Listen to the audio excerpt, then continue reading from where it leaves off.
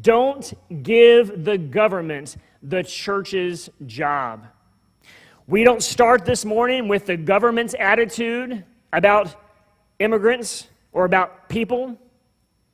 We're not going to even discuss Republican positions and Democrat positions about all this stuff, as if the government is the one who sets the options that are before us, as if the government has God's heart about God's people, as if the government knows God's mission for His people, as if the government has God's Spirit, like we were singing about this morning, on His mission.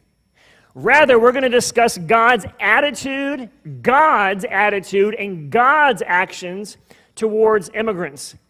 We're going to discuss I'm pointing to every one of you and pointing the finger back to myself.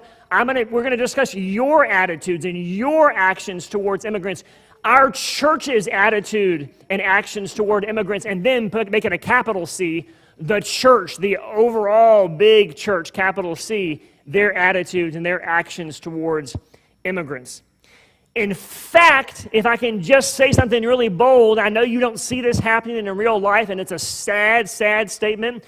The church, capital C, not church in the palms, the capital C church, that's all the people who are following Jesus, let's just say in America, the church should be influencing the government's positions and policies and laws and attitudes and actions. Let me say that again. The church should be influencing the government. The church should be such a bright and shining light and should have a megaphone saying, "Welcome my people, welcome God's people." That's what we stand for. That the government ought to be taking note and following our lead. Can anyone say amen to that?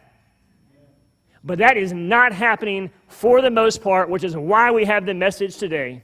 Like I told you last week, we couldn't fit everybody in America in the room, so I need you to pass on this message to your friends, to your Facebook friends, and so on. So, I'm just going to make you uncomfortable just for a second.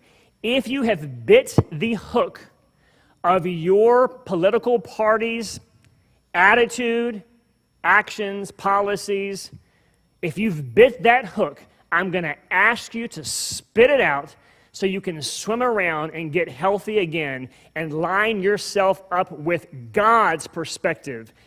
Is anybody with me?